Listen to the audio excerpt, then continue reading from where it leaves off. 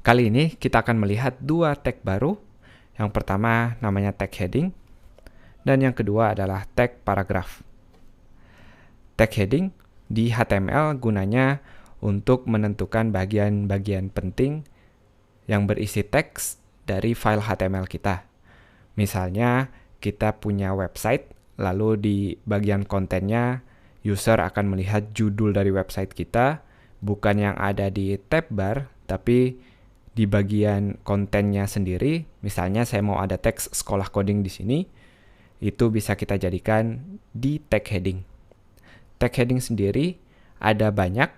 Yang pertama adalah H1, tag penutupnya jangan lupa, dan kita isi konten di antaranya, seperti sebelumnya yang saya bilang, yaitu sekolah coding misalnya. Saya akan hapus dua pelajaran ini.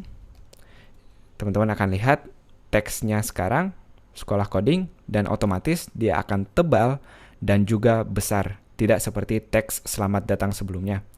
Karena secara otomatis, HTML akan mengenal tag-tag heading tadi dan juga membuat formatnya. Seperti yang teman-teman lihat sekarang.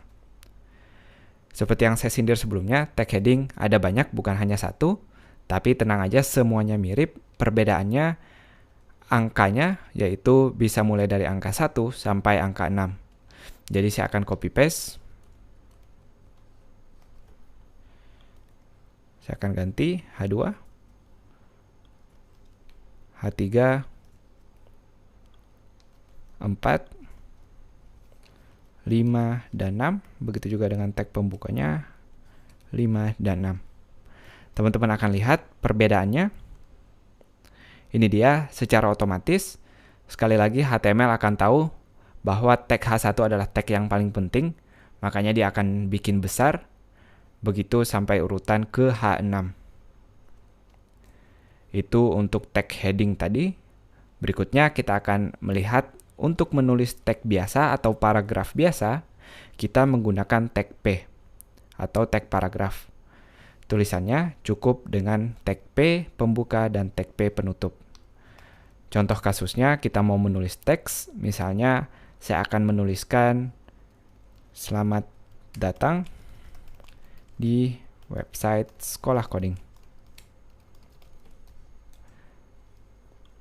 HTML akan tahu bahwa ini adalah tag P biasa, maka dia tidak akan tebal seperti tag heading tadi. Penggunaan heading sendiri memang cukup aneh pada contoh ini. Biasanya tentu dia terpisah-pisah, tergantung dari konten yang teman-teman mau tampilkan.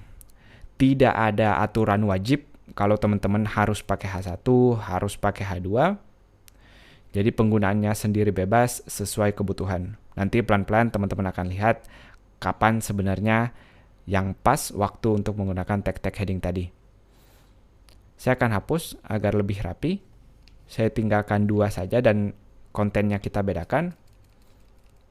Tag H2 saya akan gunakan untuk subjudul dari judul sekolah coding kita, yaitu tutorial online untuk belajar membuat website. Kita akan lihat sekarang seperti ini. Itu dia, saya rangkum lagi. Yang pertama kita belajar tentang tag heading. Tag heading gunanya untuk menerangkan bagian-bagian penting atau judul-judul utama dari website kita. Dan yang kedua adalah tag paragraph, penggunaannya dengan tulisan huruf P, tetap dengan tag penutup, lalu isinya bisa paragraf atau teks apa saja. Jadi kalau di video sebelumnya saya nulis selamat datang seperti ini nggak lazim atau nggak umum digunakan. Aturan-aturannya, kalau teman-teman mau nulis tulisan biasa, maka dibungkus di dalam tag P seperti ini. Kalau mau nentuin bagian-bagian penting atau judul-judul, kita menggunakan tag heading seperti ini. Itu dia, semoga jelas. Sampai jumpa di video berikutnya.